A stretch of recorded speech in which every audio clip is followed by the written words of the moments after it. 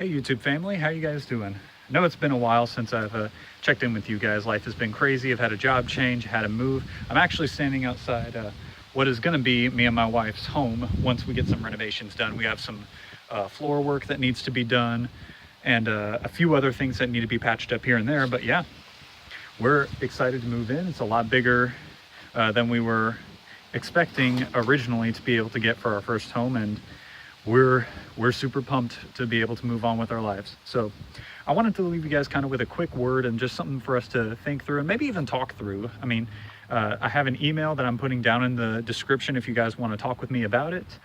Just shoot me an email and I'll get back to you as soon as I can. Work's a little crazy, but I should be able to get to your questions in a week's time and hopefully address them on the channel. So the question I've kind of been dealing or wrestling around with is the world really black and white? Now, the common wisdom, I'm going to try to keep this short because I don't know how much space I got on my phone right now.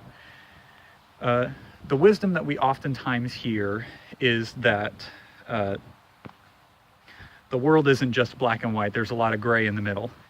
And you know, when you sit down to think about it for a little bit, you start to think, yeah, that sounds wise. Yeah, I mean, there's always other factors to be considered. If you want to talk about something like alcohol, you can't necessarily have a cut and dry straight answer like alcohol is evil because drunkenness is a sin. Well, you can't say that alcohol is evil because that's not the message of the Bible. So you could argue that there's some gray areas to that.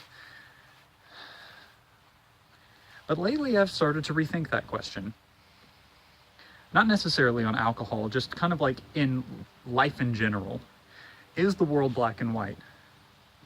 I think the conclusion I'm at right now, not necessarily a hard conclusion, but one that just kind of describes where I'm at the moment, is maybe it is black and white. It's just that our sinful natures distort those colors. Perhaps the way that we look at the world is skewed by our sinful nature and by what we perceive to be right and wrong. If you remember in the garden, what was the tree that they ate of? It wasn't the tree of sin. It wasn't the tree of just evil. The tree of the knowledge of good and evil. It's the knowledge of both. They knew what was good because good was exposed to them. God is good, and they were living in communion with God. But they had no knowledge of evil. And when they partook of it, they came to the knowledge of good and evil. And the problem that we have in our sinful worlds is sometimes we get those confused. You think back to some of the prophets. There was one prophet, I can't remember the name off the top of my head, but he was giving a prayer of thanksgiving to God, and he promised that the first thing that walked out of his house, he would sacrifice as a whole burnt offering. The word is olah, which is a whole burnt sacrificed offering. And the first thing to walk out of his house was his daughter, whom he gave as a sacrifice as a whole burnt offering. It was a foolish promise to make on the part of the prophet, but it was also foolish to carry it out.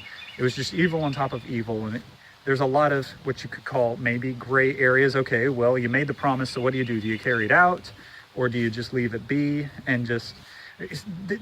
You've created this situation for yourself when you do something like that. Because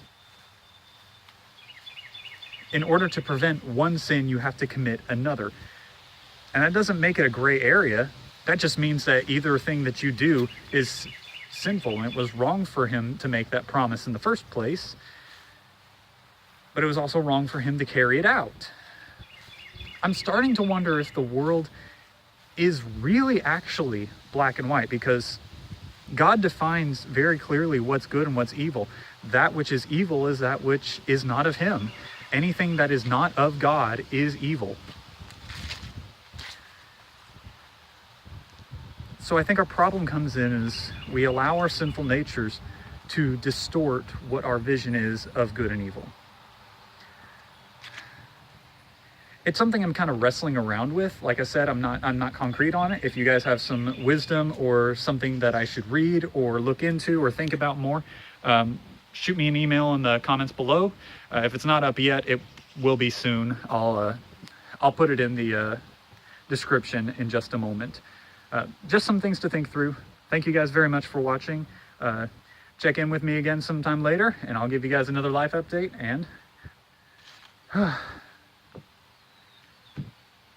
yeah, life is good.